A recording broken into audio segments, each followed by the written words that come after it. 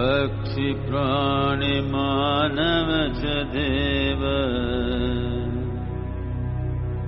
धर्म अधर्म पांचालिका ज्ञान प्रभासित। So really the central question is, how can technologies enable a meaningful future for humankind? And what role should humans play in an increasingly machine-dominated world?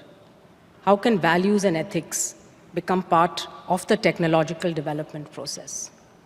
You know, I remember this situation probably in '70s, when in the Mumbai docks, which is called as the Mazagon docks, they installed the first gantry.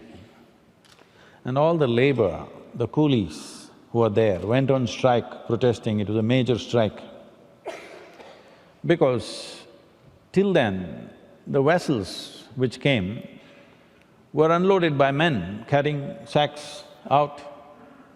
Those days, most of the vessels were of a capacity of 25 to 30,000 tons were the largest vessels. Today, most vessels are over 100,000 and even 250,000 tons kind of vessels. So they were taking anywhere between 26 to 28 days to unload one ship. And they went on strike because what are we supposed to do? What do we do with our muscle? That's a question. So man's muscle became irrelevant because the machine came. To all the ladies, I want you to understand, all of you are here today not because there's been a serious evolution in human consciousness, simply because of technology, that man's muscle does not determine how big or small you are. If muscle determined who should rule this place, still situations would be still the same. So from muscle to machine we shifted. Now again a time is coming, people who have a certain amount of memory, which they call as education, scholarship or religiosity or whatever, they're all feeling threatened.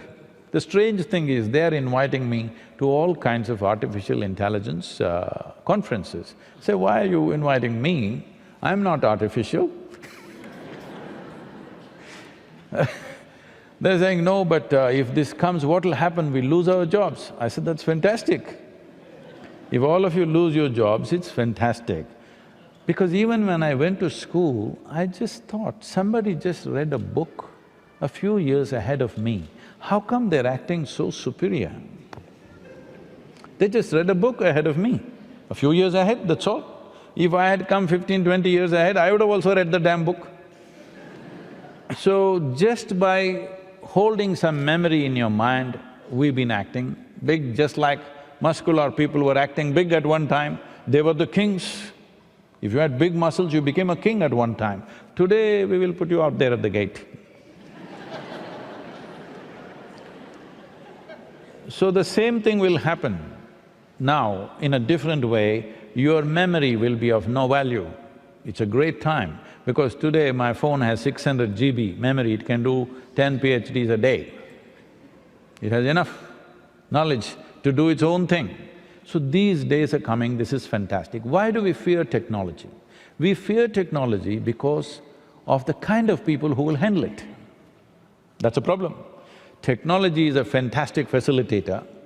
Technology is a big relief from a huge burden we've been carrying on our heads, but we fear this well-being because we have not taken care of what kind of human beings we create on this planet. We have not focused on that.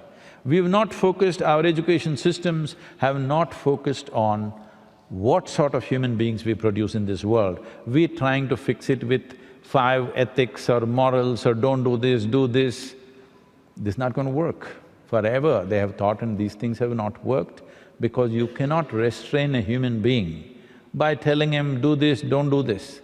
If there was a sense of inclusiveness, as we went through this earlier, if you sat here and experienced all of them as part of yourself, you will not need any kind of guideline from anybody. You will not do anything unnecessary for somebody else, isn't it? This is yoga. Yoga means there is a union with everything around you. Right now, we are valuing only people's memory. Well, we will produce machines which will have 1,000,000 GB, all right? So your brains cannot contain that much. So now it becomes significant. We are coming to a time where human consciousness will become the most important thing. One thing the machine cannot do is to be conscious. So, what kind of a human being you are will become more important than what nonsense you carry in your head. Isn't it great time? Hello? Great times are coming.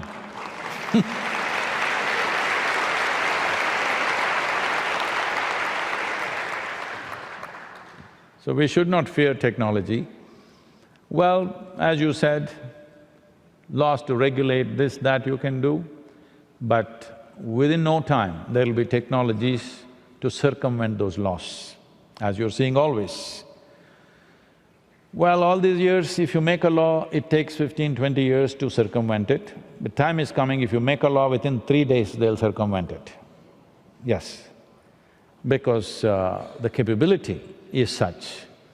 So these are great times that none of your laws will work. The only thing that'll work is, what sort of human being are you? Then human energy, human education, everything needs to focus on what sort of human beings do we produce. This should become the prime interest of humanity, that what kind of a human being am I? Am I inclusive or exclusive? This is a basic question.